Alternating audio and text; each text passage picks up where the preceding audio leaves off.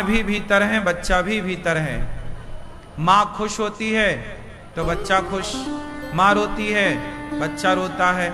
उसी तरह बच्चा तो 9 महीने में बाहर आ जाता है, पर भगवान तो एक बार बैठ जाए मन मंदिर में तो फिर बाहर निकलते ही नहीं। तो जब भक्त हंसता है ना तो भगवान हंसते हैं, जब भक्त खुश होता है तो भगवान खुश होते हैं, और जब भक्त रोता है तो भगवान रोते हैं। इसलिए आपकी हर गतिविधि का प्रभाव भगवान पर पड़ता है। भगवान भक्तों के प्रसन्न, माँ बाप कब प्रसन्न होते हैं? जब बच्चे प्रसन्न होंगे तो माँ बाप प्रसन्न होंगे। अब बच्चे दुखी हों और माँ बाप से कोई कहे तुम हंसो, तो कैसे कोई माँ बाप हंस सकते हैं? भाई बच्चे हंसेंगे तो माँ बाप अपने आप हंसेंगे, बच्चे रोएंगे तो माँ बाप कभी नहीं हंस सकते। इस संसार में ऐसी कोई माँ नहीं है जिसके बच्चे रो रहे हो और माँ हंस रही हो। उसी तरह जब भक्त रोता है तो भगवान भी रोने लग जाते हैं, भक्त हंसता है तो भगवान भी हंसने लग जाते हैं। अब आप ये बताओ कि आप भगवान को हंसाना चाहते हैं या रुलाना चाहते हैं? बोलो। यदि आप भगवान को प्रसन्न रखना चाहते हैं तो आप ही अपने जीवन में प्रसन्न रहा करो। आप प्रसन्न हैं तो आपके भीतर के भगवान प्रसन्न हैं। इसलिए हाँ, कभी रोना है तो रोइए, भगवान के लिए रोइए। जैसे छोटा बच्चा किसी और की गोद में जाता है तो रोने लग जाता है, बताओ वो किसके लिए रोता है? बोलो। किसी और की गोद में जाता है तो रोने लग जाता है, किसके लिए? अपनी माँ के लिए। जैसे वो छोटा बच्चा अपनी माँ के लिए रोता है, उसी तरह जो भक्त हैं वो केवल भगवान के लिए रोते हैं। अच्छा, जब बच्चा रोता है तो माँ क्या करती है? उसे अपने हृदय से गले से लगाती है। जब भक्त रोता है तो भगवान अपने गले से लगा लेते हैं। इसलिए रोया करो, भगवान के लिए रोया करो। गोपियों ने आंसू बहाए, गोपियां रोईं, किसके लिए रोईं?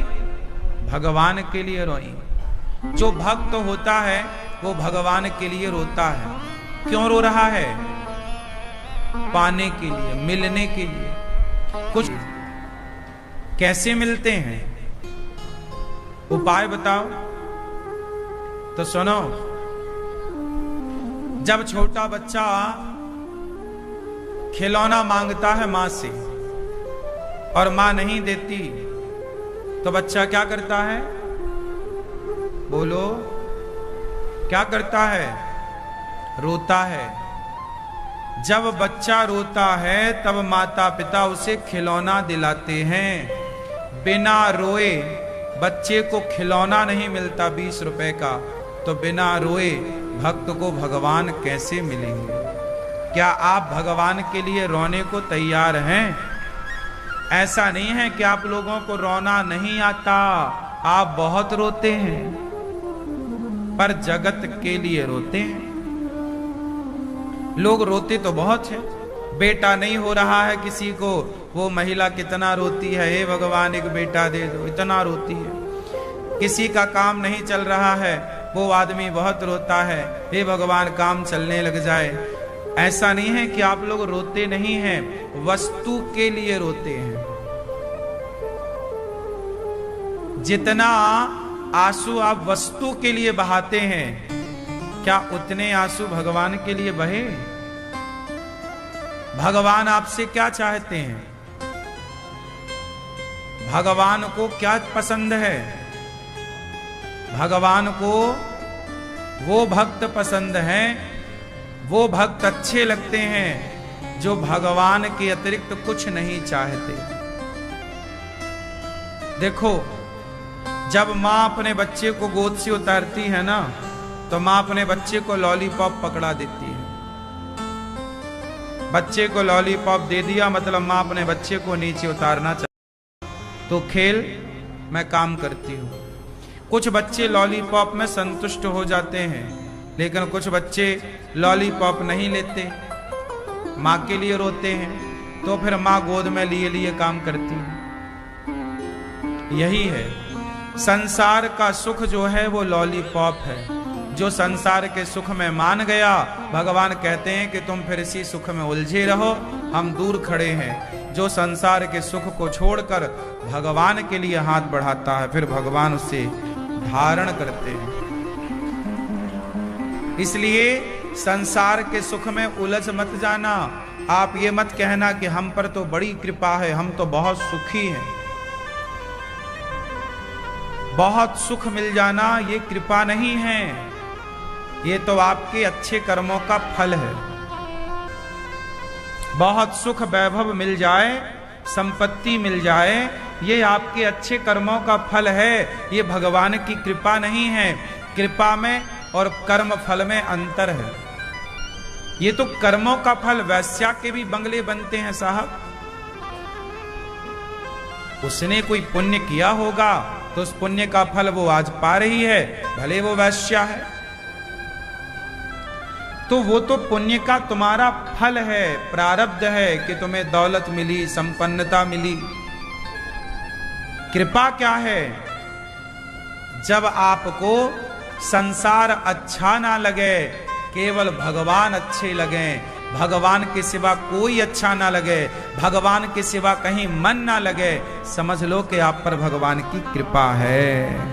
क्योंकि बिना कृपा के प्रभु भक्ति नहीं मिलती। आपका चित्त भगवान में लगा है, आपका मन प्रभु में लगा है, ये कृपा है। आपके पास बहुत पैसा है, ये कृपा नहीं, ये तुम्हारा प्रारब्ध है, ये तुम्हारा पुण्य है। किसी भक्तों के लक्षण बता दूं, भक्तों के पास पैसा आएगा तो वो समाज की सेवा करने लग जाएंगे। भक्तों के पास पैसा आएगा तो वो समाज की सेवा करेंगे। और गलत व्यक्ति के पास पैसा आएगा तो वो अभिमान में डूबेगा, शराब में, सुरा और सुंदरी में जाएगा। इसलिए बड़े पैसे पाकर ये मत कहना कि हम पर बड़ी कृपा है। पैसा तो बहुत लोगों के पास है, वो कृपा नहीं है। कागज के टुकड़े मिल जाना कृपा नहीं है, बड़ा बंगला बन जाना कृपा नहीं है। भगवान की याद में आंसू जिनकी आंखों से बह रहे हैं, उन पर कृपा है जो भगवान की याद में रो रहे हैं। भगवान सब कुछ देते हैं, अपनी भक्ति, अपना प्रेम सबको नहीं देते। भरत जी ने क्या मांगा? अर्थ ना, धर्म ना, काम रुचि, गति ना, चाहो निर्वाण। जन्म जन्म रति राम पद, यह वरदान न आन। क्या मांगा? शबरी को राम मिले। क्या मांगा शबरी ने? शबरी कह देती ना कि मुझे धन दे दो, राम क्या नहीं दे सकते थे। पर शबरी ने धन कहां मांगा? जटायु से कहा मांग।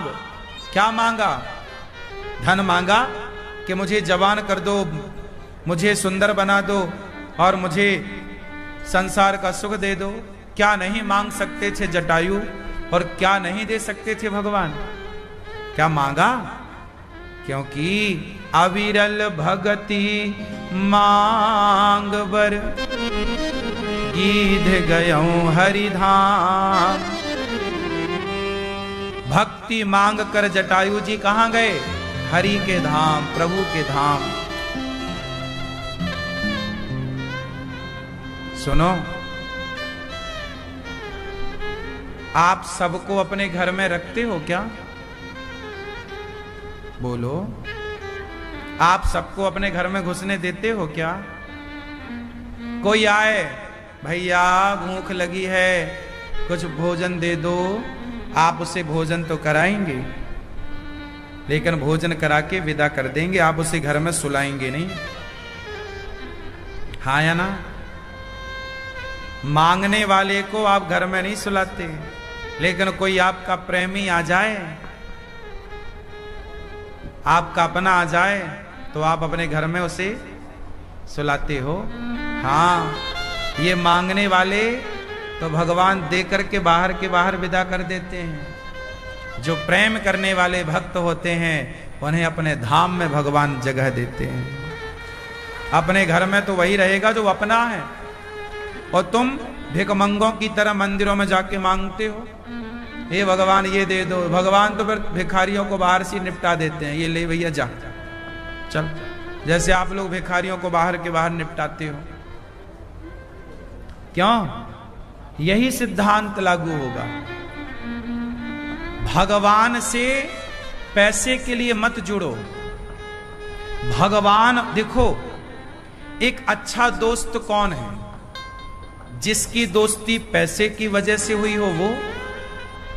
क्या दोस्तों के बीच में पैसा होता है? यदि दोस्तों के बीच में पैसा होगा ना, तो देख लेना आज नहीं कल वो दोस्ती टूट जाएगी। जिस दोस्ती के बीच में पैसा होता है। क्यों? बात सही है? आपकी कितनी भी बेस्ट फ्रेंड हो और यदि उसके बीच में पैसा है तो फिर वो ज्यादा दिन नहीं टिकेगी। लेकिन जहां पैसे का कोई बात नहीं है और आपकी लंगोटिया यार है, आपका दोस्त है, तो वो दोस्ती जीवन भर चलेगी। क्योंकि बीच में कोई स्वार्थ नहीं ना उससे आपसे कुछ लेना, ना आपको उससे कुछ लेना, तो वो रिश्ते चलते हैं। क्यों? हम मिले तो गले मिले, प्यार से बात किए, तुम भी खुश, हम तुम्हारी खुशी से हम खुश, हमारी खुशी से तुम खुश, ये दोस्ती चलती है। और बीच में पैसा आ जाए, दोस्ती चलती है। जब पैसे के कारण तुम्हारी सांसारिक दोस्ती नहीं चलती, सांसारिक रिश्ते नहीं चलते, तो भक्त और भगवान के बीच में यदि धन आ जाए तो फिर भक्त और भगवान का संबंध कैसे चलेगा? इसलिए भक्त और भगवान का रिश्ता कैसा होना चाहिए? स्वार्थ से भरा या निस्वार्थ? बोलो। भक्त और भगवान का रिश्ता लंबा चलाना है तो भगवान ने इतना कुछ दिया है, और अनिरुद्धाचार्य इतना कुछ पाकर के यदि खुश है, तो कल को भगवान मेरे जीवन में कुछ और देना चाहते हैं, जरा सा कष्ट देना चाहें, जरा सा दर्द देना चाहें, जरा सा दुख देना चाहें, तो क्या मुझे उसे स्वीकार नहीं करना चाहिए? जब भगवान ने इतना सारा सुख दिया है, इतनी सारी खुशी दी है, इतनी सारी प्रसन्नता दी है, तो कल को दुख मिलेगा तो क्या हम शिकायत करने लग जाएंगे कि भगवान तुमने हमें इतना बड़ा दुख दे दिया? अरे सुख दिया है ईश्वर ने, तो जब सुख को स्वीकारा है तो दुख मिलेगा, तो उसे भी ईश्वर का प्रसाद मानकर स्वीकार करो। तेरे फूलों से भी प्यार, तेरे कांटों से भी प्यार। हम फूल ही फूल चाहें और कांटे ना चाहें तो नहीं होगा ना। हर रिश्ते में ये पहलू आते हैं। हमेशा आप खुश हैं ऐसा नहीं, कई बार आप दुखी होते हैं। कई बार आपको पति से कोई शिकायत नहीं होती तो कई बार शिकायतें खड़ी हो जाती हैं। ये जीवन ऐसे ही चलता है। आज हम अच्छे हैं, कल हम आपके लिए बुरे हो सकते हैं। जो व्यक्ति आज आपके लिए अच्छा है, वो व्यक्ति कल आपके लिए बुरा हो सकता है। तो आज हम अच्छे हैं तो आपने हमें अच्छे रूप में स्वीकार कर लिया। कल हम पर कोई संकट आया, मुसीबत आया, अच्छे समय तो आपने हमारा साथ दिया, पर बुरा समय आने पर आप हमारा साथ छोड़ देंगे तो कैसे काम चलेगा? इसलिए हमारे और आपके बीच में जब कोई स्वार्थ नहीं होगा तो अच्छे और बुरे दोनों टाइम पे हम आपके साथ और आप हमारे साथ होंगे। उसी तरह जब भक्त और भगवान के बीच में कोई स्वार्थ ही नहीं होगा तो चाहे दिन अच्छे हों या बुरे, हम सदा भगवान की शरण में रहेंगे। आज लोग भगवान से छूट क्यों जाते हैं? क्योंकि जब तक अच्छा समय है तो भगवान भगवान होता है, समय बिगड़ता है तो लोग शिकायत करते हैं कि हमने तुम्हारी इतनी भक्ति की, तुमने हमें दिया ही क्या, ये हो गया वो हो गया, देखो ये संकट आया वो संकट आया। लोग अपनी बातें सुनाते हैं भगवान को कि देखो हमने इतनी भक्ति की, क्या मिला। तो जहां आपका संबंध भगवान से स्वार्थ के लिए था, स्वार्थ को रखकर था, वो नहीं चलेगा। रिश्ते तो तब चलेंगे कि जब भगवान से ये प्रॉमिस हो कि प्रभु आप 56 भोग खिलाओगे तो भी हम आपके हैं, और हमें भूखा सुलाओगे तो भी हम आपके हैं। आप हमें महलों में रखो तो भी हम आपके हैं, और आप हमें झोपड़ी में रखो तो भी हम आपके हैं। जब ये समर्पण भक्त में आएगा तो आपका संबंध चलेगा, और इसी समर्पण से जीवन में, इसी समर्पण से जीवन में भगवान की प्राप्ति होगी, जीवन के अंतिम चरण में। आज ये भावना बनाइए, इस भाव पर अडिग रहिए, चलते रहिए, आपके जीवन में भगवान जरूर प्रवेश करेंगे, भगवान का साक्षात्कार जरूर होगा, भगवान की कृपा जरूर होगी। वो दिन जरूर आएगा कि जब हम भगवान के नित्य दास बनकर के प्रभु के धाम में वास करेंगे। भगवान के पास रहना कितना अच्छा है, भगवान की शरण में रहना कितना अच्छा है। हम देखो अनिरुद्धाचार्य कौन है? हम तो भगवान की गाइडलाइन पर चलने वाले हैं। जो भगवान कहते हैं हम उस पर चलते हैं। हमारी अपनी कोई विचारधारा नहीं है, हमारी अपनी कोई सोच नहीं है, हमारी अपनी कोई उम्मीदें नहीं है, हमारी अपनी कोई इच्छा नहीं है। हम तो भगवान की कठपुतली हैं, जैसे वो नचा रहे हैं हम उनके सारों पर नाच रहे हैं। हमारी अपनी कोई स्वतंत्रता नहीं है। जब इस तरह का समर्पण आप कर लोगे तब भगवान आपको अपने धाम में स्थान देंगे। क्या आप इस तरह का समर्पण करने को तैयार हैं? इस तरह के समर्पण को ही भक्त कहते हैं। जिसके अंदर इस तरह का समर्पण है वही भक्त है। यदि आपके अंदर इस तरह का समर्पण नहीं है तो फिर आप भक्ति के पथ पर यदि चल रहे हो, समाज को ये बता रहे हो कि जी मैं भक्त हूं, लेकिन आप ईश्वर की गाइडलाइन पर चल नहीं रहे हैं, तो फिर भक्ति नहीं है। भक्तों का लक्षण यही है कि जैसे रखे राम जी रहना चाहिए। जिंदगी की हम समर्पण की बात करें, भक्त के लक्षण, जिंदगी की डोर सौंप हाथ दीनानाथ के, महलों में रखें चाहे झोपड़ी में वास दे। सब कुछ अच्छा चल रहा है तो लोग भगवान की शरण में हैं। कल कोई उतार चढ़ाव आ जाता है तो लोग क्या कहते हैं, हम पहले तो भगवान को मानते थे अब नहीं मानते, क्योंकि पहले भगवान सुनते थे अब नहीं सुन रहे हैं। आप भगवान को अपने हिसाब से मत चलाओ, आप भगवान के हिसाब से चलो। दुर्योधन ने कृष्ण को अपने हिसाब से चलाना चाहा। ए कृष्ण, जैसा मैं कहूं तुम वैसा करो। दुर्योधन ने कृष्ण को अपने हिसाब से चलाना चाहा, जबकि पांडव अर्जुन कृष्ण को अपने हिसाब से चलाए नहीं, पांडव भगवान के हिसाब से चले। श्री कृष्ण की बहन का नाम है सुभद्रा। भगवान श्री कृष्ण की बहन का नाम क्या है? जोर से, सुभद्रा। सुभद्रा के बेटे का नाम क्या है? बोलो बोलो। अभिमन्यु। महाभारत के युद्ध में 19 वर्ष की उम्र में, महाभारत के युद्ध में 19 वर्ष की आयु में अभिमन्यु मारे गए। भगवान श्री कृष्ण के सगे भांजे हैं, सगे।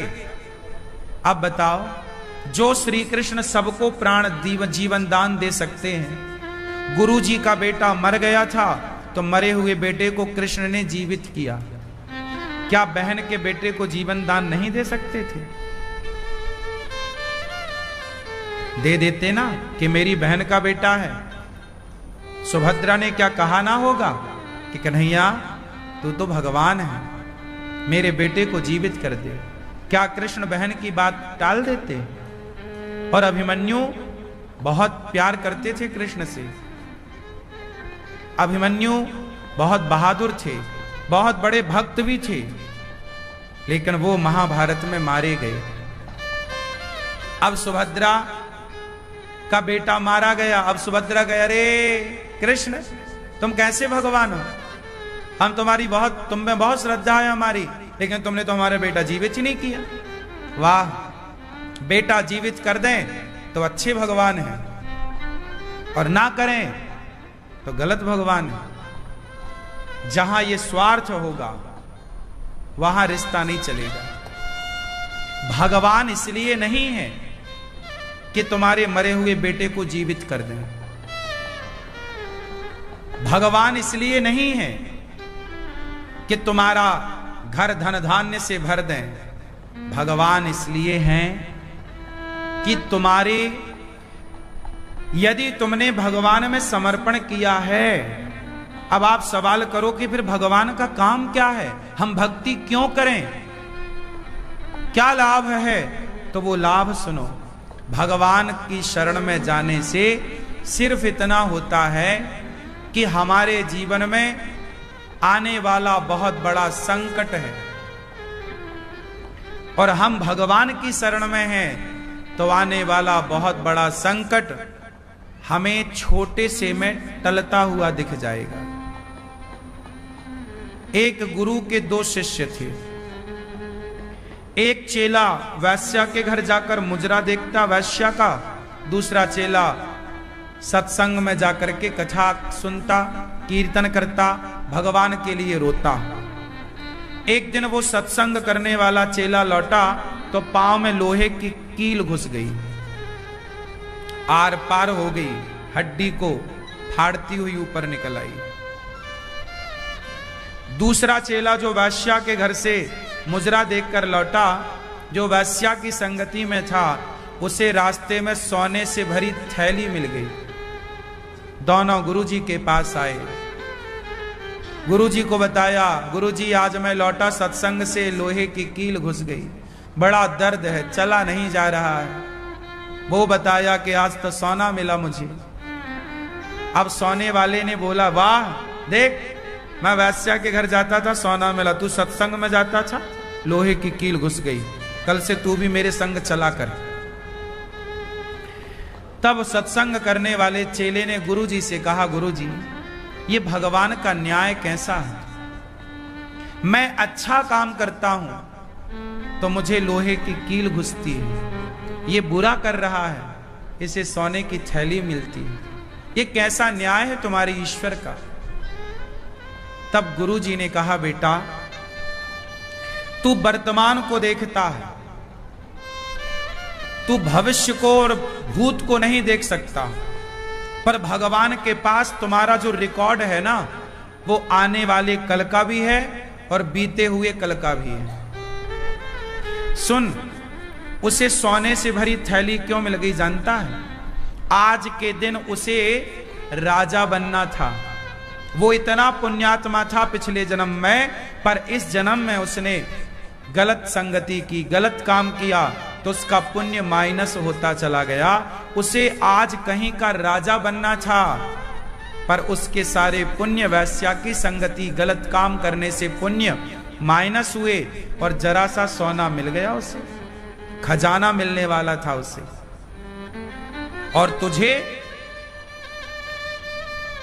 तेरे किसी जन्म के पाप के कारण आज तेरा जीवन समाप्त होने वाला था, मतलब आज तेरी मृत्यु थी, आज तू मरने वाला था, पर तू सत्संग करता, तू समाज की सेवा करता, तू दीन दुखियों के दर्द को समझता है, इसलिए तेरी मृत्यु को भगवान ने एक लोहे की कील में तब्दील कर दिया, तेरी मौत को जरा से दर्द में टाल दिया। हमारे जीवन में ना जाने कितना कष्ट था, लेकिन हमारे कुछ पुण्य से वह कष्ट सारा इतने से में तब्दील होकर टल गया। एक संत जी थे, उनके सामने पाप खड़ा हो गया। महाराज मैं पाप हूं। संत जी ने कहा किसका पाप है? बोले तुम्हारा। तुमने जो पाप किया है इस जन्म में और पिछले जन्म में, मैं वो पाप हूं। अब मैं तुम्हारे ऊपर सवार होने आया हूं। संत जी बोले कितने दिन के लिए आया है? बोले 12 साल। 12 साल तक मैं तुम्हारे ऊपर रहूंगा, तुम्हें कष्ट दूंगा, तुमने जो पाप किया है भोगना है। संत जी बोले सुन, तू यहीं बैठ, मैं भगवान से बात करता हूं।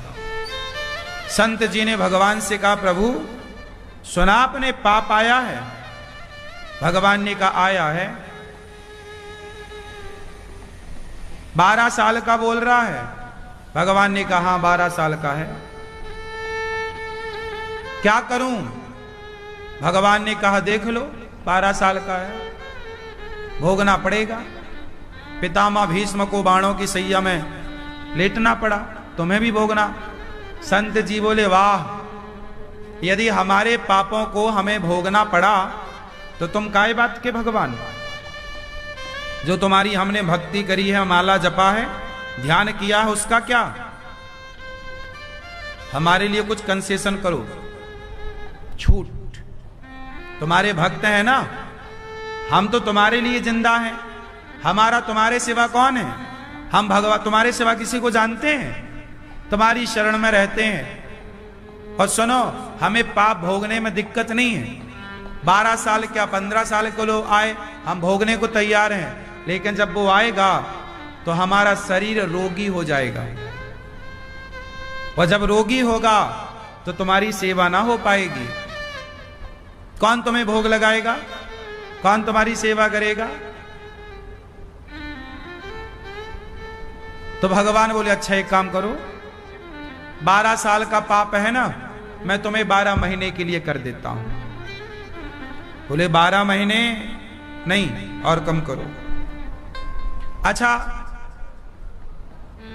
12 दिन के लिए कर देता हूं। अरे 12 दिन आपकी सेवा कैसे होगी? 12 दिन आपकी, और कम करो। अच्छा 12 घंटे कर देता हूं। 12 घंटे बहुत।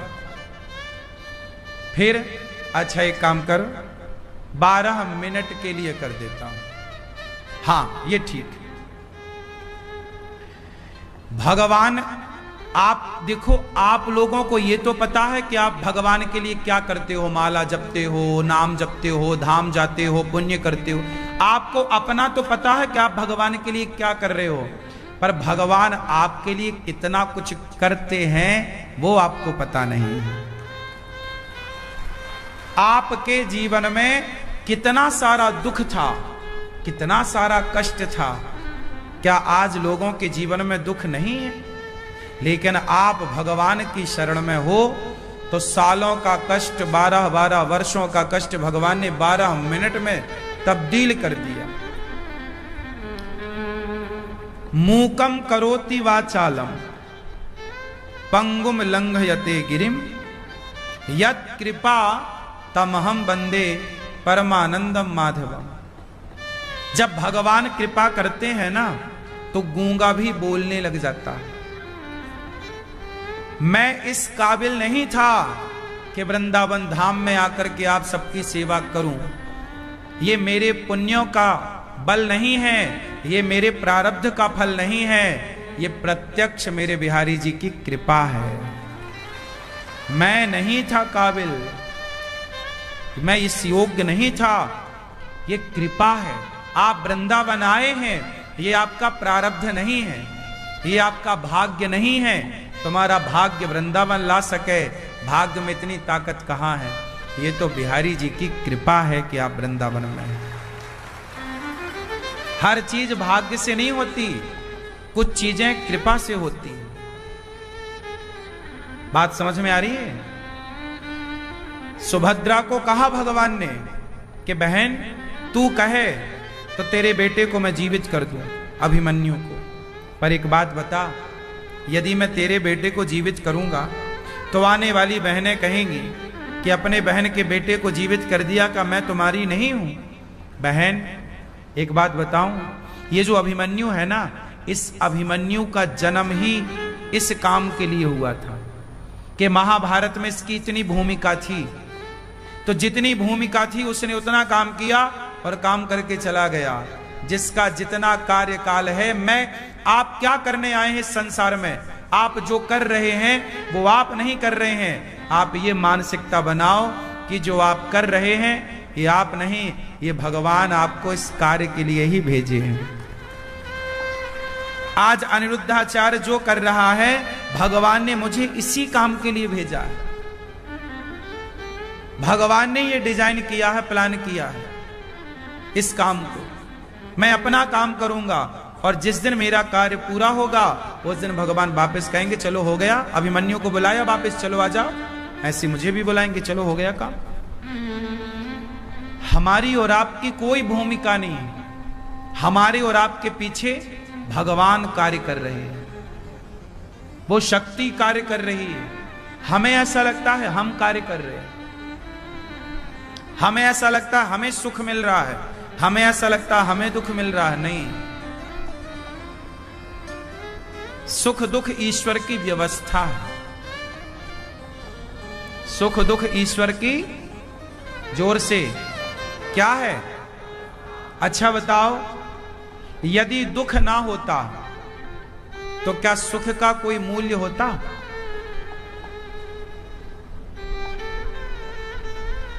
नहीं होता ना। ये गुलाब का फूल है और यह एक गेंदे का फूल है लगभग। दोनों पुष्पों में कौन सा फूल महंगा है जरा आप बताओ? बाजार में किसकी कीमत ज्यादा है? क्यों? क्या आप उत्तर दे पाएंगे? क्यों? दोनों ही पुष्प हैं, पर कीमत गुलाब की क्यों है? क्योंकि ये जो गेंदा होता है ना, ये कांटों के बीच में नहीं होता, और ये जो होता है कांटों के बीच में होता है। कांटों के बीच में रहने से इसकी कीमत ज्यादा है।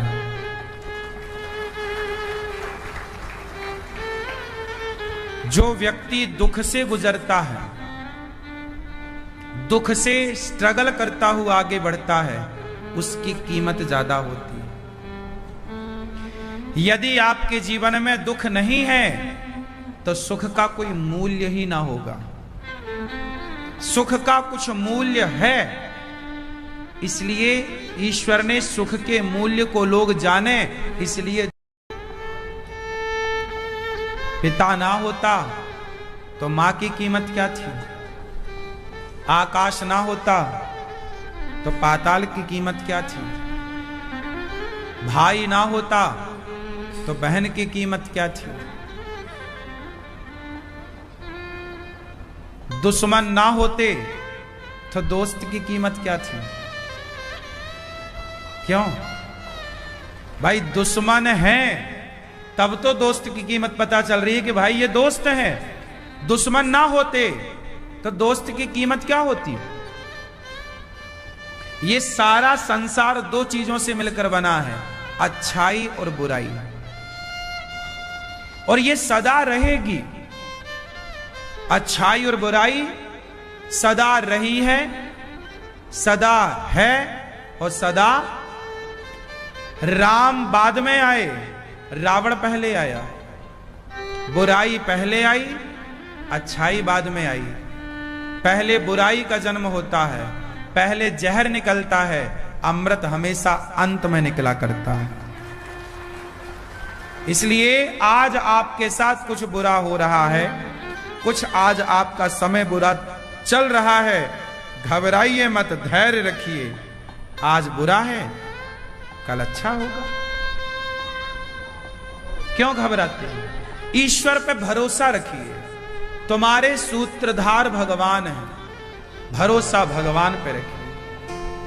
भगवान के लिए रोइए, भगवान से प्यार कीजिए, भगवान के सिवा किसी पर भरोसा ना कीजिए, भगवान को अपना मानिए। कृष्ण ही हमारे शुभ चिंतक हैं। गोपियां भगवान के लिए रोती हैं और भगवान को रो रो करके पुकारती हैं। कुछ तत्व समझाना, विरह की वेदना में वे सदा बेचैन रहती हैं, तड़प कर आह भरती हैं और रो रो कर ये कहती हैं,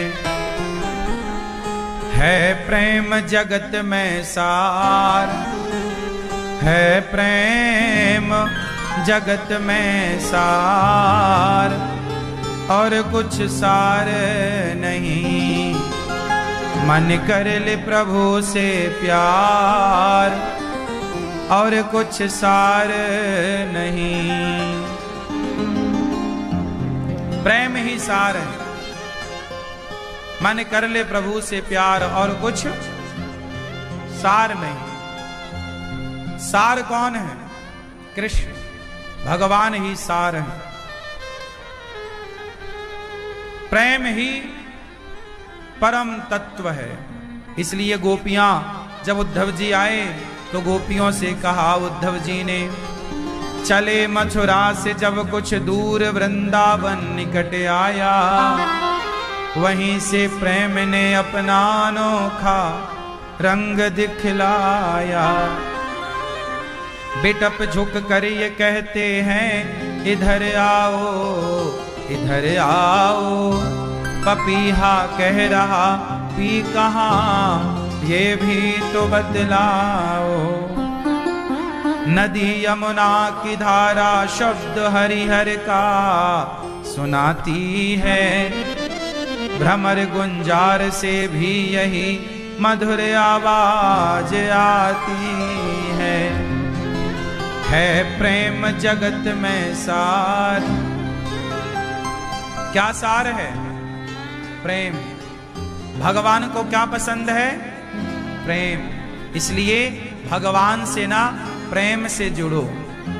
स्वार्थ से जुड़ोगे तो वो रिश्ता आज है कल नहीं रहेगा। लिख लेना इस बात को। निस्वार्थ, कोई कामना नहीं।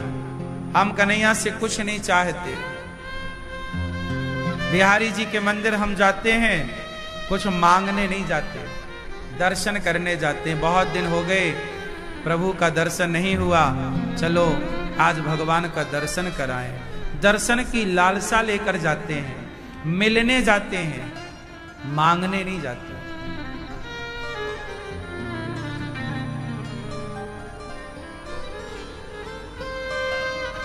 भगवान का संदेशा लेकर उद्धव जी आए। गोपियां भगवान से कोई चाह नहीं रखती। गोपियां भगवान से क्या करती हैं? प्रेम। गोपियों ने प्रेम किया तो आज तक गोपियों के प्रेम को लोग याद करते हैं। आज तक गोपियों के प्रेम को लोग क्या कर रहे हैं? याद कर रहे हैं। बस इस संसार से हम और आप सब चले जाएंगे। जानते हो क्या रह जाएगा? हमारे और आपके द्वारा बिखेरा हुआ प्रेम, या तो प्रेम रह जाएगा। अब क्या करना है वो आप जानो। इत्र की दुकान में बैठने वाला व्यक्ति इत्र बेचता है, और जब बेच के घर जाता है ना,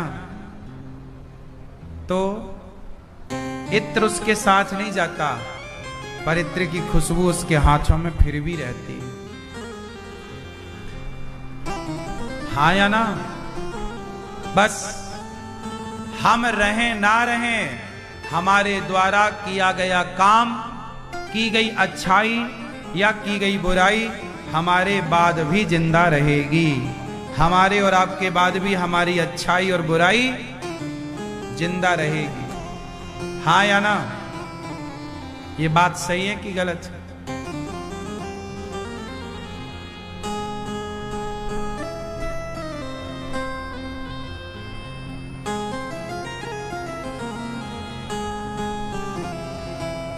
भगवान का संदेशा लेकर उद्धव जी आए, गोपियों मां यशोदा से मिले, गोपियों से मिले। कहा रो क्यों रही हो गोपियों?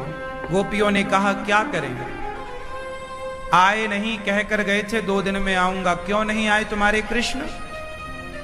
गोपियों ने पूछा। उद्धव जी बोले कि वो कृष्ण तो कण कण में समाये हैं, वो कहीं गए ही नहीं, तो उन्हें क्या बुलाना, वो तो घट घट में है। गोपियां बोली उद्धव हमें घट घट के कन्हैया का ना हाल बताओ, हमें पता है कि वो घट घट में है। तो जब घट घट में पता है तो उनकी याद में रोती क्यों हो?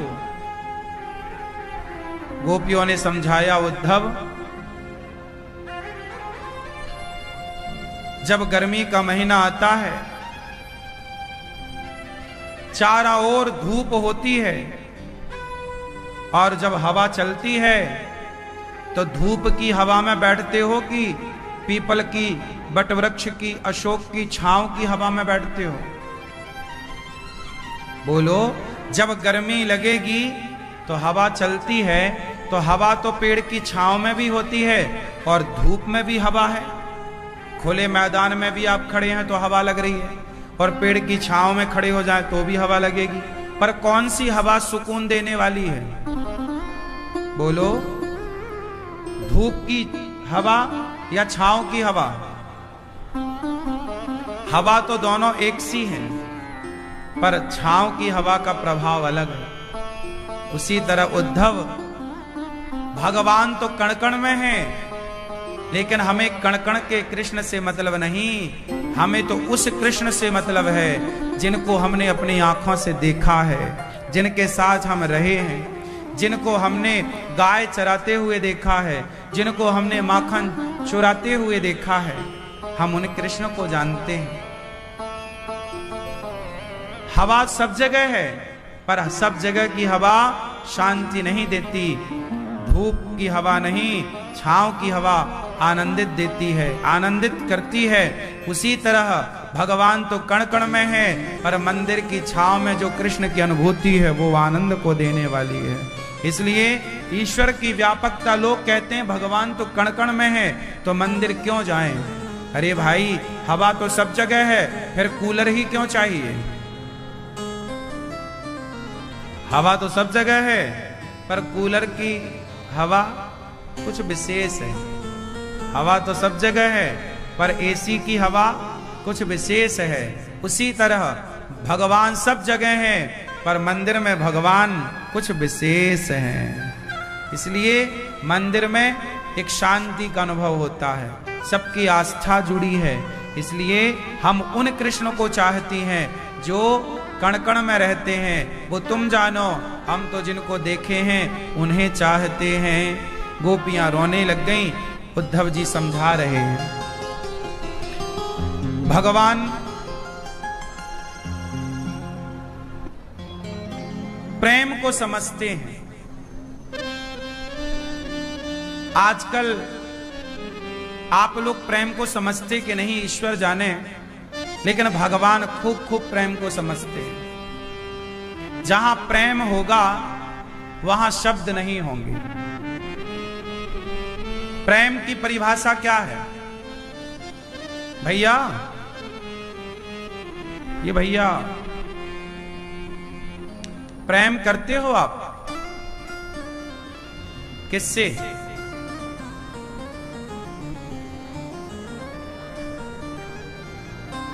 किसे कहते हैं प्रेम? प्रेम को परिभाषित करना है आपको, परिभाषा दो। प्रेम की एक सटीक परिभाषा क्या है? ये भैया बताएंगे। प्रेम की परिभाषा क्या है? किसे कहते हैं प्रेम?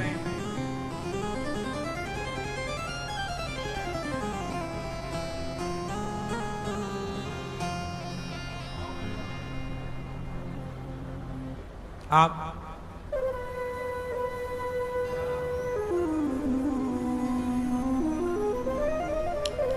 प्रेम किसे कहते हैं? क्या है प्रेम? समझते हैं? आप बताएंगे क्या है प्रेम?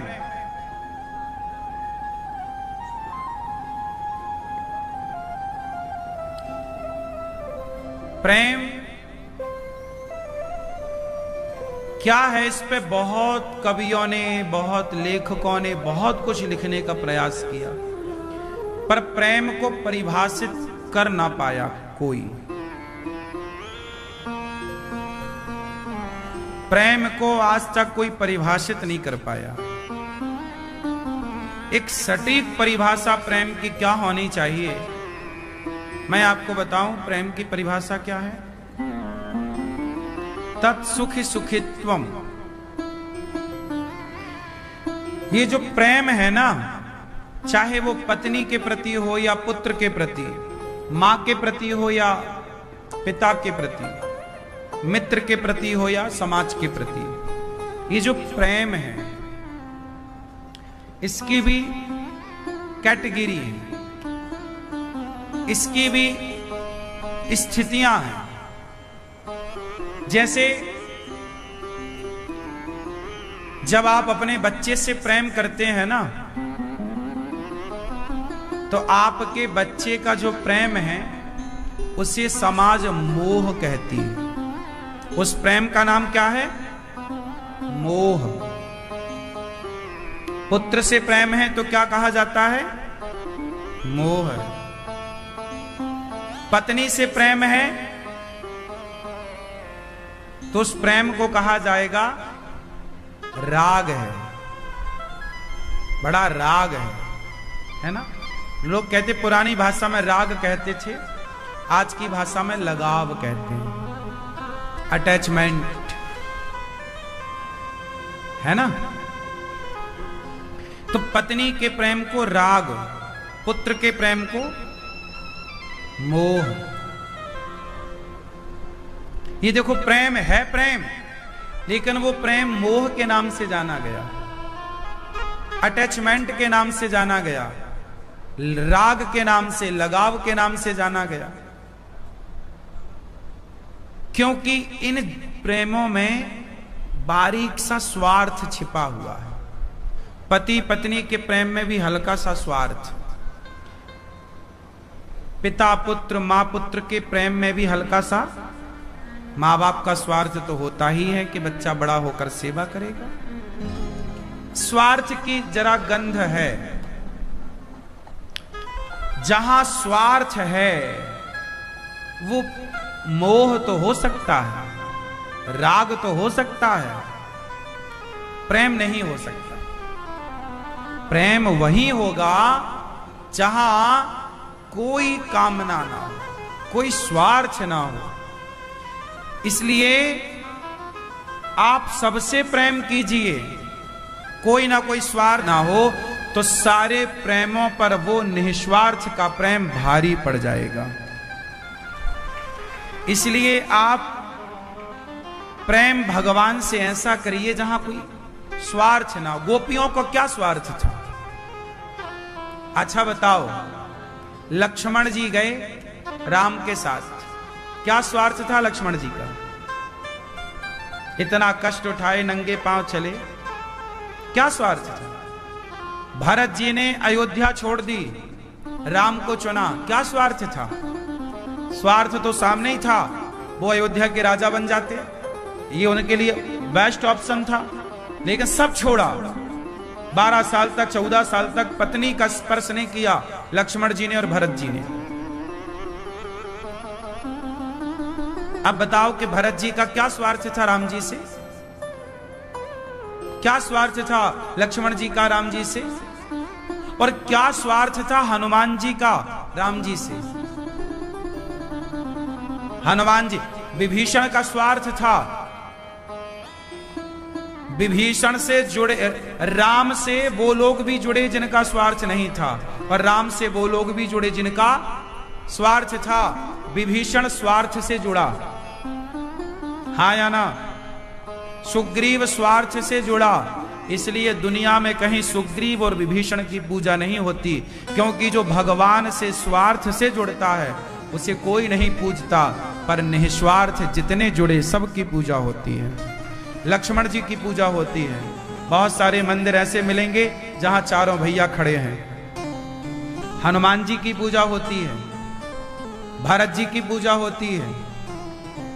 बस प्रेम की परिभाषा यदि आप कहो कि बताओ, तो दो लोगों के नाम रट लो। प्रेम की परिभाषा कौन? श्री राधा रानी। राधा ही प्रेम की परिभाषा है। भरत जी ही प्रेम की परिभाषा। भरत जी और श्री राधा रानी, ये दो कौन हैं? इनके आचरण, इनके लक्षण प्रेम को परिभाषित कर रहे। भरत जी और श्री राधा रानी। 100 वर्षों का वियोग था कृष्ण से राधा रानी का। आजकल कोई इतना वियोग कहां सहता है? राधा रानी कृष्ण के सिवा कुछ नहीं। प्रेम तो गोपियों ने भी किया। भगवान की पत्नियां 16,108 थी, प्रेम तो उन्होंने भी किया, पर 16,108 पत्नियों के प्रेम में राधा रानी का प्रेम भारी पड़ गया। क्यों? क्यों? क्योंकि राधा रानी के प्रेम में स्वार्थ नहीं था, जबकि अन्य प्रेमिकाओं के प्रेम में स्वार्थ था। रुक्मणी मां जब सुनी कि राधा नाम की कोई स्त्री है और वो कृष्ण से बहुत प्रेम करती है, तो आपने भी ये कथा सुनी होगी। गरम गरम दूध माता रुक्मणी जी ने राधा रानी को दिया। यही वृंदावन की घटना। जब कुरुक्षेत्र से लौटे भगवान 100 वर्षों के बाद, ये घटना तब की है जब वृंदावन 10.5 वर्ष की आयु में प्रभु ने छोड़ा वृंदावन, द्वारिका गए, मथुरा गए, फिर द्वारिका। फिर 100 वर्षों के बाद भगवान वापस कुरुक्षेत्र आए और वहां स्नान करके जब द्वारिका की तरफ गए तो यही रास्ता था। तो वृंदावन में रुके, तो एक पड़ाव वृंदावन में छावनी तैयार हुई, और यहां पर जब भगवान रुके तो रुक्मणी मां भी साथ में थी, 16,108 पत्नियां साथ में थी। सुना कि कोई राधा है, तो रुक्मणी मां को लगा मैं जरा जाके देखूं कि क्या राधा मेरे से ज्यादा प्रेम करती है। रुक्मणी मां को लगा मैं बहुत प्रेम करती हूं कृष्ण से, तो गरम गरम दूध दे दिया। ये राधा, ये तुम्हारे कृष्ण ने भिजवाया है। जैसे ही कृष्ण का नाम आया, उबलता दूध, भाप से उंगली जल जाए इतना, राधा रानी को दिया। राधा रानी ने पी लिया। रुक्मणी मैया तो डर गई कि ये गरम गरम दूध कहीं ये बीमार ना पड़ जाए, पर कुछ नहीं हुआ, सब ठीक। रुक्मणी जी समझ गई कि ये सामान्य नहीं है। शाम को जब वो भगवान कृष्ण के चरण दबाने लग गई माता रुक्मणी, तो भगवान के पांव में फफोले पड़े थे। रुक्मणी मां ने देखा कि प्रभु ये आपके चरण में, तो भगवान प्रेम की प्रतिमूर्ति है, और प्रेम कैसा? स्वार्थ युक्त नहीं। अच्छा, आपका स्वार्थ है तो भगवान पूरा भी करेंगे। क्या विभीषण और सुग्रीव का स्वार्थ पूरा नहीं हुआ? आप भगवान से कुछ चाहते हैं तो वो भी मिलेगा, पर प्रयास ये कीजिए कि निस्वार्थ जुड़े।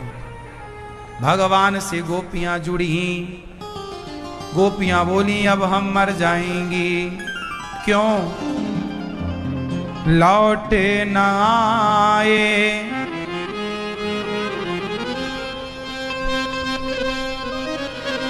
गोपियां बोल रही हैं,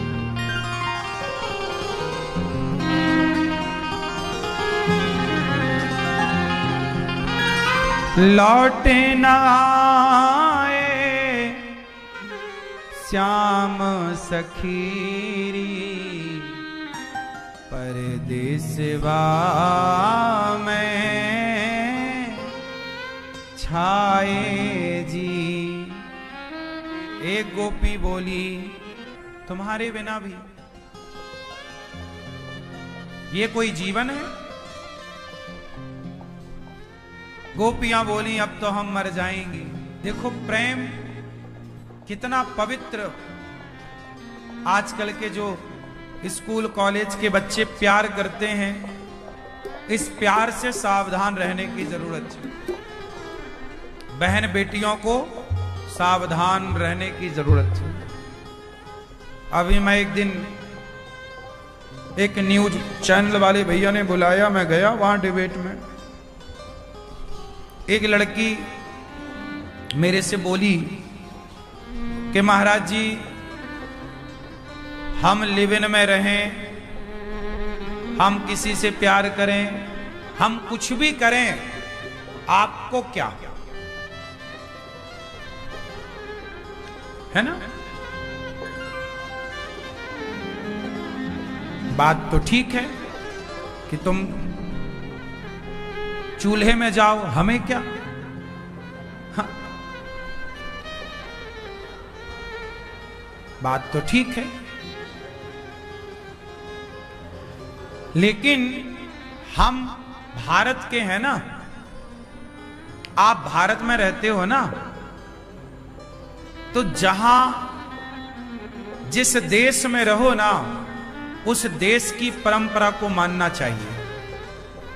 आप अमेरिका में रहेंगे तो अमेरिका का संविधान मानना पड़ेगा, लंदन में रहेंगे लंदन का संविधान मानना पड़ेगा, भारत में रहोगे तो भारत के संस्कारों को मानना चाहिए। यहां के अपने संस्कार हैं। आजकल लड़कियां खुद नहीं समझने को तैयार हैं। आज ही मेरे पास एक मां आई, आज की घटना बताऊं। आज मेरे पास एक माता पिता रोते हुए आए। क्या रोना था जानते हो? महाराज जी हमने अपनी बेटी को पढ़ाने के लिए ऑस्ट्रेलिया भेजा। ऑस्ट्रेलिया में हमारी बेटी पढ़ने गई थी। हमने भी कर्जा लेकर के अपनी बेटी को ऑस्ट्रेलिया भेजा पढ़ाने के लिए। महाराज जी हमारी बेटी ऑस्ट्रेलिया में एक मुस्लिम लड़के से प्यार करने लग गई है।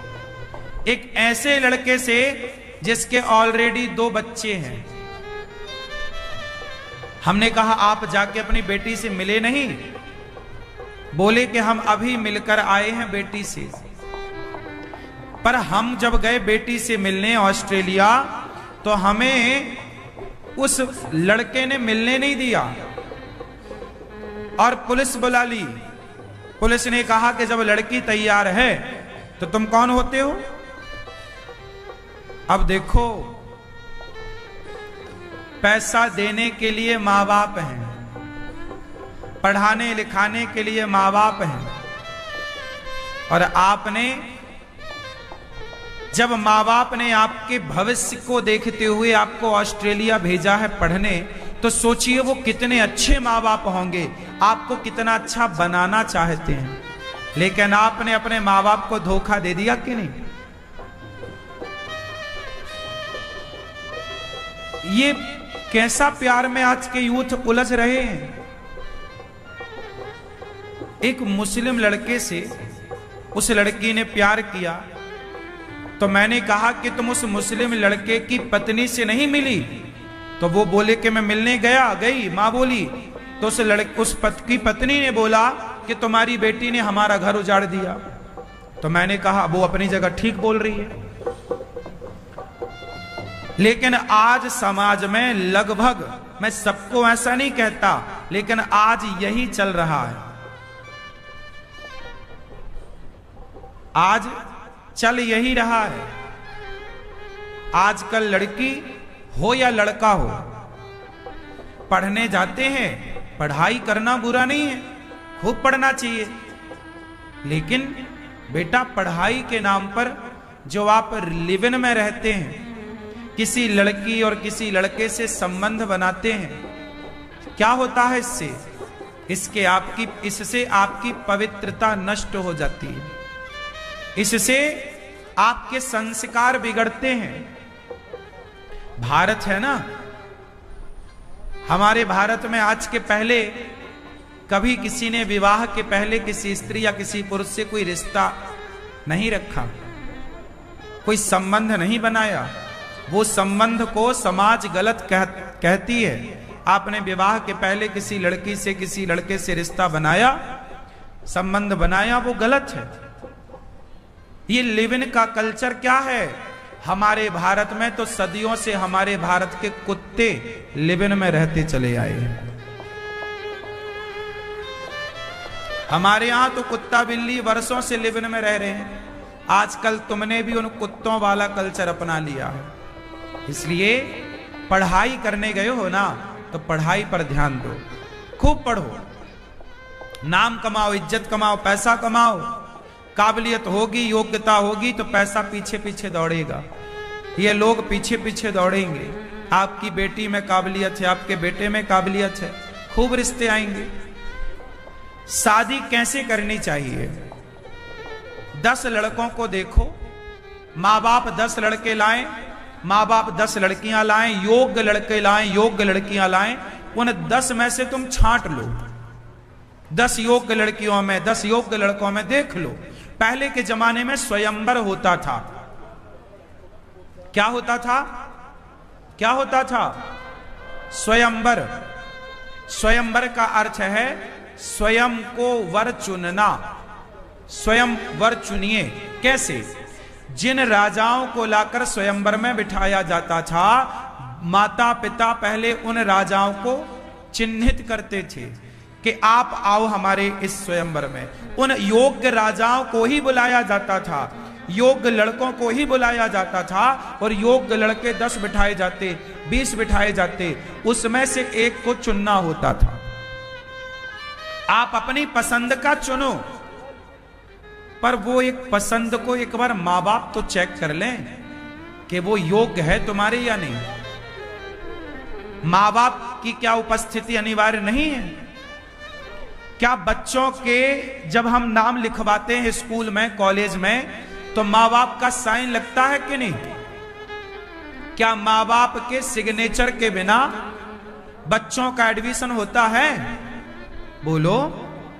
कोई अपने का सिग्ने, माँ बाप ना हो तो ताऊ करे, चाचा करे, हाँ या ना?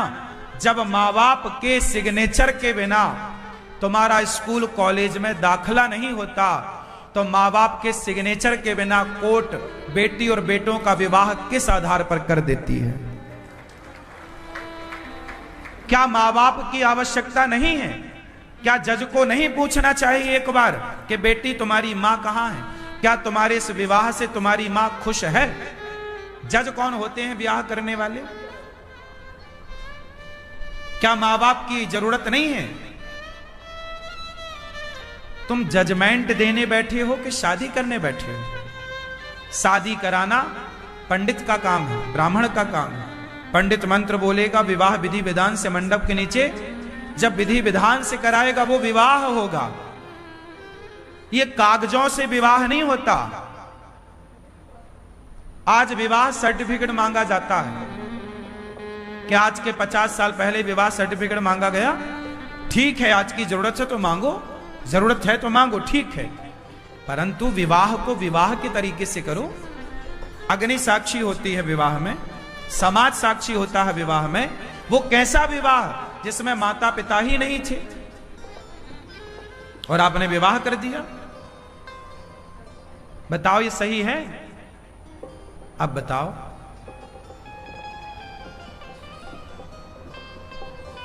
इक्कीसवीं सदी है, आज का जागरूक समाज है।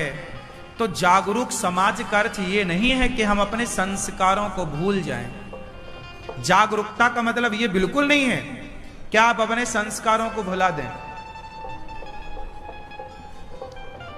इसलिए शादी ब्याह करना बुरा नहीं है, पर अपने माता पिता की उपस्थिति में, माता पिता की राजी मर्जी से। प्यार का मतलब ये नहीं है कि आप कोई भी लड़का दिखा और सुनो। ये प्यार होता कैसे? आजकल की लड़कियां क्या करती हैं, आजकल के लड़के क्या करते हैं? गर्लफ्रेंड बनाते हैं, बॉयफ्रेंड बनाते हैं। ये गर्लफ्रेंड, ये बॉयफ्रेंड, ये पहले फ्रेंड बनाते हैं, फ्रेंडशिप करते हैं, दोस्ती, और बोलते ही तो हमारा दोस्त है। तुम गलत समझ रहे हो महाराज जी, तुम्हारी तो दृष्टि खराब है, तुम गलत समझ रहे हो। अरे भाई, डायरेक्ट थोड़ी प्यार होता है, दोस्ती ही तो होती है। गाना तो सुना होगा, दिल लगी ने दी हवा, थोड़ा सा धुआं उठा और आग जल गई, तेरी मेरी दोस्ती प्यार में बदल गई। तो पहले दोस्ती होती है, फिर प्यार होता है, फिर दुष्कर्म हो जाता है, फिर टुकड़े टुकड़े हो जाते हैं। बोलो राधे राधे। पहले क्या होता है? दोस्ती, फिर होता है प्यार, फिर होता है दुष्कर्म, फिर टुकड़े टुकड़े हो जाते हैं। ऐसे ही तो होता है। इसलिए तुम्हारे टुकड़े टुकड़े ना हो जाएं बेटा, इसलिए पानी पियो छान के, विवाह करो जान के।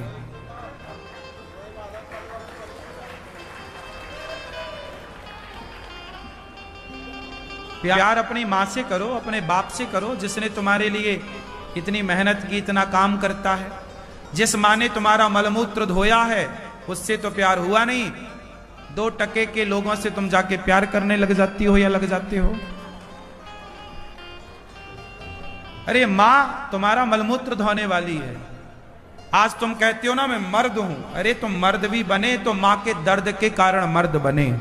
मां ने दर्द ना उठाया होता तो आज तुम मर्द ना बनते।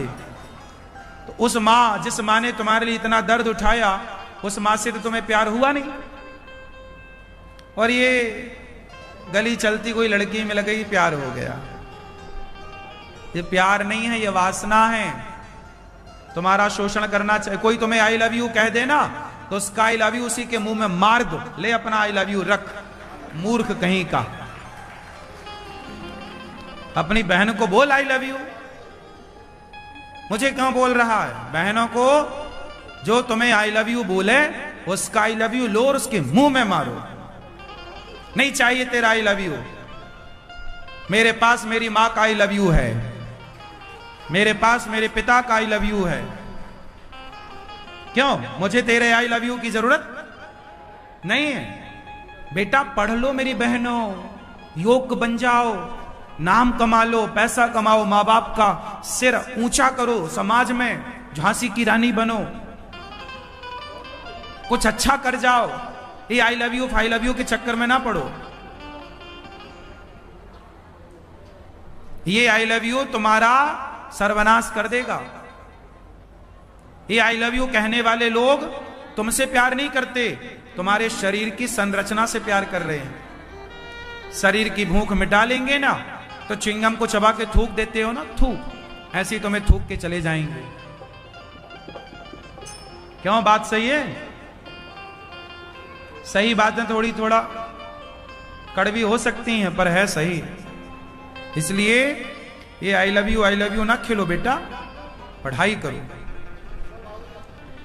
कितने लोग मेरी आंखों के सामने रोज कोई ना कोई मेरे पास आके रोता है, महाराज जी हमारी बेटी भाग गई, हमारी बेटी को प्यार हो गया, हमारी बेटी सुन नहीं रही है, किसी लड़के के चक्कर में पड़ गई। आज लगभग मां बाप परेशान हैं, लगभग मां बाप परेशान हैं। इसलिए और आजकल ना एक बात और बता दूं, आजकल मार्केट में एक चीज और चल रही है। आजकल जो लव जिहाद है, ये क्या है? हमारे कुछ मुस्लिमों को टारगेट दिया जाता है कि तुम एक लड़की फंसाओगे तुम्हें 5 लाख दिया जाएगा, शादी करोगे तो 10 लाख दिया जाएगा। आजकल ये धंधा चल रहा, पता है? मुस्लिम लड़के तिलक लगाते हैं, हिंदू नाम रख लेते हैं, हिंदुओं की तरह पहनावा पहनते हैं और हिंदू लड़कियों को फंसाते हैं प्यार के जाल में, और फंसा के उन्हें तो 5 लाख मिल रहा है ना, 10 लाख, और साल में 2-4 कोई फंसा लिया तो साल भर का सेजा हो गया। और ये हिंदू लड़की को क्या लगता है, हमारा वाला अब्दुल ऐसा नहीं है, अरे तुम्हारा वाला ही ऐसा है।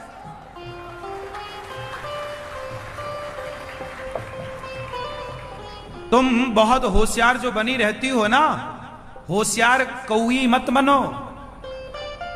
होशियार जो कौई होती है ना, वो चोंच कहां मारती है, गंदगी में। ज्यादा होशियार ना बनो। अब्दुल की तरह ही होता है, राम की तरह नहीं हो सकता, है ना। इसलिए शादी, तुम्हारे बाप दादे बड़े होशियार थे, शादी के पहले जन्म कुंडली निकालते थे, तेरा बाप कौन है, तेरा दादा कौन है, कुटुंब क्या है, खानदान क्या है, गोत्र क्या है, ताकि हमारी बेटी के साथ धोखा ना हो जाए। कहीं तुम ये इसके चक्कर, लव जिहाद के चक्कर में फंसोगी, तुम्हें हनीमून मनाने के बहाने लंदन अमेरिका ले जाएंगे और वहां 10-20 लाख में बेच दिया जाएगा। जो जितनी सुंदर लड़की होगी उतनी ज्यादा कीमत मिल जाती है बाजार में। लोग तुम्हें क्यों फंसाएंगे, अरे उनका तो धंधा है, तुम काहे जीवन बर्बाद। इसी के चक्कर में द केरला फाइल मूवी बनी कि नहीं, वो मूवी गलत नहीं है, देखो। और द केरला फाइल मूवी तो ठीक है, अभी वर्तमान में जो चल रही है बांग्लादेश की मूवी, वो देख लो अपनी आंखों से कि बांग्लादेश में क्या हो रहा है। द बांग्ला मूवी प्रत्यक्ष दिख रही है। इसलिए अपनी अपनी बेटियों को ना थोड़ा समझाओ। पढ़ाना लिखाना बुरा नहीं है बेटा, संस्कार में रहो तो बुराई क्या है। जब आप संस्कारों की मर्यादा छोड़ती हो ना, तब आपका नुकसान ज्यादा होता है। और अपने बेटों को भी समझाओ, किसी बेटी को बेवजह परेशान ना किया करे। पढ़ लिख के बेटा योग्य बन जाओ। कई लड़के क्या है, पागल हो जाते हैं। लड़की ने क्या कर दिया, ब्रेकअप कर दिया, लड़की को किसी और से प्यार हो गया तो पहला वाला पागल है, मैं तेरे प्यार में पागल, है ना। वो यहां वहां घूमता। कई लड़के तो आत्महत्या कर लेते हैं अपनी प्रेमिका के चक्कर में। हाँ, तुम काहे चक्कर में पागल हो रहे हो प्रेमिका। इसलिए ये सब पागलपन छोड़ो, अपना काम करो। जब आप सफल हो जाएंगे तो आपके पीछे भीड़ खड़ी हो जाएगी। चुन लेना, आपकी सफलता गर्लफ्रेंड बॉयफ्रेंड से बड़ी है। आपकी सफलता जब होगी ना तो आपको बहुत मिलेंगे, है ना। पर हमारी बेटियों में क्या होता है जानते हो, अपनी बेटियों की बात बताना मैं इसी में लड़कियां गुब्बारा हो जाती हैं। और फिर ये सब कह के वो लड़का धीरे से। अच्छा एक बात और बताऊं, ये जो लव जिहाद वाले लोग हैं, इन्हें लड़कियों को फंसाने की बिल्कुल प्रॉपर ट्रेनिंग दी जाती है कि पहले ये बोलना है कि तुम बहुत सुंदर हो, तुम्हारी आंख बहुत सुंदर है, तुम्हारे गाल बहुत सुंदर हैं। सब बोल करके फिर धीरे से बोला जाता है आई लव यू। फिर इंतजार किया जाता, लड़की भी सोचती है दिन 2 दिन क्या जवाब दो, फिर बाद में सोच विचार के वो आई लव यू 2 लिखती है। वो समझ लेता हो गया काम। तुम्हें लगता है हमसे प्यार कर रहा है, पागल बहन, काहे प्यार करेगा वो तुमसे। हम तो तुम्हारे भले की बात सुना रहे हैं, समझ में आए तो समझो, नहीं समझ में आए तो चूल्हे में जाओ। क्यों? मान मेरा कहना नहीं तो पछताएगा।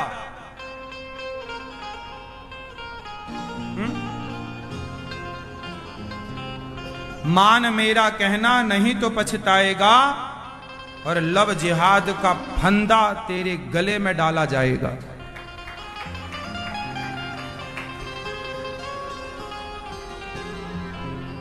और लव जिहाद में पड़ गए तो पूरा जीवन बर्बाद हो जाएगा।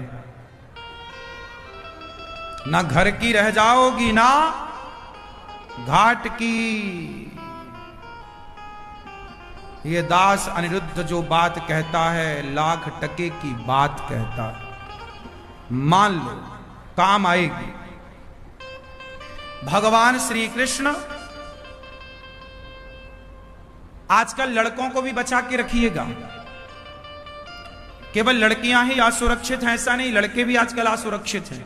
आजकल लड़कों के साथ भी एक गेम चल रहा है, कहो तो बता दूं। अब आप कहोगे महाराज जी क्या करें, हमें तो आप सबकी चिंता है ना, हम नहीं बताएंगे कौन बताएगा। आजकल लड़कों के साथ भी एक गेम चल रहा है। सुनो, आजकल क्या है, विदेशों में बैठी कुछ सुंदर सुंदर महिलाएं एक खेल खेल रही हैं, भारत में भी कुछ। वो क्या करती हैं, आपके लड़के का नंबर पा लेती हैं कहीं और लड़के से बोलती हैं वीडियो कॉल में, तुम एक काम करो, हम खड़ी हैं ना, हम नाच रही हैं, तुम भी नाचो। वो भी नाचता है। वो लड़की कहती है कि हम अपने कपड़े उतार रहे हैं, तुम भी अपने कपड़े उतारो।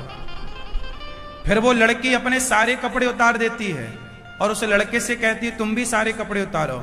फिर वो लड़का जब सारे कपड़े उतारता है तो उसके मोबाइल पे वीडियो कॉलिंग पे रिकॉर्डिंग चालू रहती है। वो आपका सारा शरीर रिकॉर्ड कर लेती है और तुरंत जैसे ही फोन कटेगा वो वीडियो तुम्हें व्हाट्सएप पर सेंड कर देगी, बोले 5 लाख दो, नहीं तुम्हारे घर वालों को दिखाती हूं कि तुम मेरे साथ क्या कर रहे थे। ये और चल रहा है, इससे आप वाकिफ हो या नहीं, सुना है इसके बारे में? तो आजकल अपने लड़कों को ये सब बताना कि बेटा ये धंधा है। कुछ लड़के तो डर के मारे बेचारे आत्महत्या कर लेते हैं कि अब तो मेरी बदनामी हो जाएगी, मैं मां को कैसे बताऊंगा, मैं पिता को। और वो लड़कियां धंधा, आज आप इस लड़के को, कल उस लड़के को। और लड़के ही नहीं, आजकल तो बूढ़े बूढ़े फंस रहे हैं। ये बूढ़ों के लिए भी मेरी बात है, ये भी ऐसा कर रहे हैं और वो रिकॉर्डिंग करके बाद में आपको व्हाट्सएप। और वो आपके पता वो सबसे पहले क्या मांगती है, वो पहले आपसे प्यार करेगी। वो लड़की का आपके और आई लव यू आएगा। अब देखो कोई बूढ़े को एक लड़की आई लव यू बोले तो बूढ़ा तो गुब्बारा हो जाएगा, है ना। फिर बूढ़े से कहेगी कि तुम अपना जो जीमेल है ना वो मेल आईडी दे दो। तो जैसे ही आपकी मेल आईडी बोले वो आप प्यार करते हो ना मेरे से, तो प्यार करते हो जितना भी नहीं कर सकते क्या। वो लड़कियां बड़ी चतुर होती हैं, वो प्यार के बहाने आपका मोबाइल का सारा मेल आईडी ले लेती हैं और सारे कांटेक्ट नंबर उसके पास चले जाते हैं, जीमेल आईडी चली जाती है। और फिर वो वीडियो पे ऐसी हरकत करती हैं और आपकी वीडियो बना के फेसबुक पे डालने की, व्हाट्सएप पे डालने की। आपके सारे रिश्तेदारों के नंबर चूंकि उसके पास पहुंच चुके होते हैं जीमेल के द्वारा, तो फिर वो आपको धमकी देती है। और ये ठगी खूब चल रही है। आप में कितने लोगों ने ये ठगी सुनी है बाजार में? ठगे तो नहीं गए तुम? हाँ, बचना मेरे भाई, ये बाजार में बड़ी ठगी चल रही है। मैं आपको सावधान कर रहा हूं। आज के अपने तुम्हारा बेटा 15 साल का है या 20 साल का, फर्क नहीं पड़ता। ये ठगी 15 साल के बच्चे के साथ भी हो सकती है। तो आजकल केवल लड़कियां असुरक्षित हैं ऐसा नहीं, आजकल लड़कियों से ज्यादा खतरा लड़कों पर है। आजकल रेप केवल लड़कियों का होता है ऐसा नहीं, लड़कों का भी रेप होता है, हाँ या ना। इसलिए आप बहुत समझदार हैं। 21वीं सदी है, आधुनिक युग है, हर चीज से बचना है। कितने लोग मेरी बात से सहमत हैं कि हमें हर बुराई से बचना है? और अपने बेटों को ये सब बताओ कि बेटा कभी किसी लड़की का वीडियो कॉल में ऐसी बातें आए, वो कहे तुमसे कि कपड़े उतारो, तो ये हरकत नहीं। तुरंत अपने माँ बाप को बताओ कि देखो माँ, ये लड़की हमसे ऐसी बात कर रही है। बताओ, आजकल के लड़का बताते नहीं है। और माँ बाप को भी यहां एक मैं बिल्कुल सही बात कह दूं कि जब तुम्हारा बेटा बड़ा हो जाए, 12 साल का हो जाए, 15 साल का हो जाए, जब तुम्हारी बेटी 15 साल की हो जाए, तो बेटी को ना बेटी की तरह मत रखो, बेटे को बेटे की तरह मत रखो। आप अपनी बेटी और अपने बेटे को दोस्त की तरह रखो। मेरा बेटा बेटा नहीं है, मेरा दोस्त है। मेरी बेटी नहीं है, वो मेरी, बोलो मेरी दोस्त। क्योंकि बच्चे ना दोस्तों से बातें शेयर करते हैं, मां बाप से नहीं। इसलिए आप उनके बेस्ट फ्रेंड आप बनने की कोशिश करो, ताकि वो हर बात हर घटना आपको शेयर करें। मेरी बात समझ लेना, बहुत काम आएगी। सावधान हो जाना, वरना ये सब घटनाएं होने के बाद फिर कुछ ना कर पाओगे सिवाय बदनामी के। लाखों लोग बर्बाद हो गए, करोड़ों चुकाना पड़ा उन्हें उस ब्लैकमेलिंग के चक्कर में फंस करके। वो कई लड़कियां भी पकड़ी गई, पुलिस ने पकड़ा, लेकिन ये सब चीजें एक को पकड़ने से थोड़ी बंद हो जाती हैं। सैकड़ों ग्रोह चल रहे हैं। तो भगवान रुक्मणी और राधा जी का मिलन हुआ। भगवान श्री कृष्ण का संदेशा लेकर उद्धव जी आए वापस। भगवान ने अपने हृदय में ब्रजमंडल का दर्शन कराया। गोपी, भगवान सबके पति हैं। भगवान, आपके पति का नाम क्या है बताओ?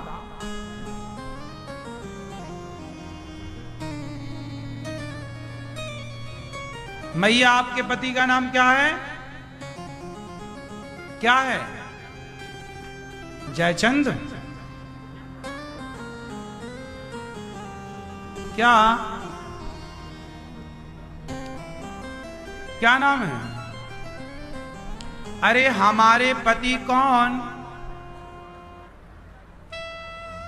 अच्छा बताओ, राष्ट्रपति केवल हमारे ही राष्ट्रपति हैं क्या आपके भी राष्ट्रपति हैं? सबके हैं। राष्ट्रपति सबके पति हैं, राष्ट्रपति। उसी तरह भगवान पति कहते हैं उसे जो रक्षा करे। पारक्षणे धातु से पति बनता है, जो रक्षा करे। सेनापति जो आक्रांताओं से हमारे राष्ट्र की सेना की रक्षा करे, वो सेनापति। जो पत्नी और पुत्र और परिवार का भरण पोषण करे, सब प्रकार से रक्षा करे, उसे पति कहते हैं।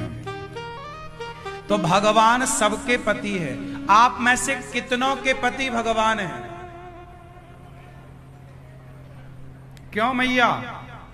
जब सबके पति भगवान हैं तो ये कालू राम कौन है?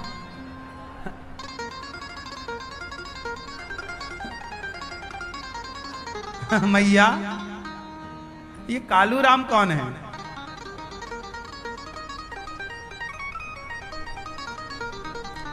हैं? भगवान सबके पति हैं, ये बात सही है। गोपियों के पति भगवान है ऐसा नहीं, हमारे और आपके पति भी भगवान ही हैं। आप सब कहते हो तुम हो एक अगोचर गाओ, तुम हो एक अगोचर, सबके प्राणपति स्वामी। तो बताओ, सबके प्राणपति में सब में आप भी आ गए ना। तो हमारे तुम्हारे भगवान कौन है? भगवान सबके प्राणों के बोलो पति हैं। आपके पति हैं भगवान के नहीं? हाँ या ना? मैया, आपके पति कौन? कौन? छगनलाल?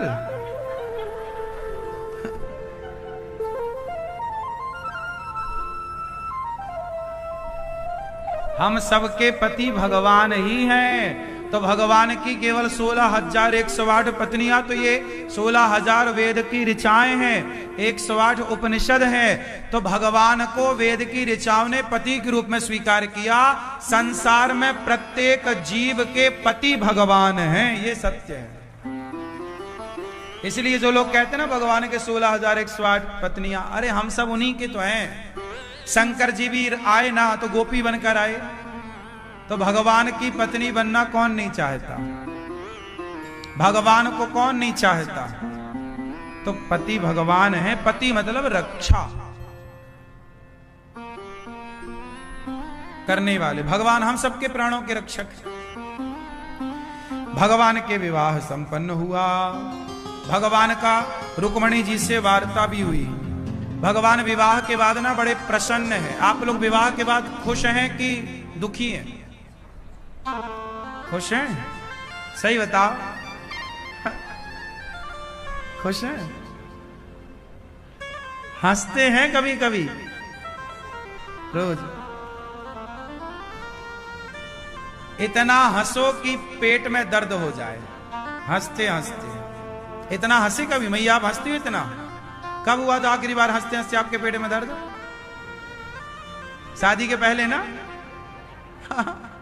शादी के पहले ही आदमी इतना हंसता है, और हमारी संगति में आ जाओगे तो थोड़ा हंसने भी लग जाओगे, वरना डिप्रेशन में चले जाओगे। आजकल तो आदमी सिवाय रोने के कुछ नहीं कर रहा है, बैठा मुंह बुलाए एकांत में। क्यों मेरी मां? मैया ओ पंचायती मई थोड़ा हंस लो मेरी मां।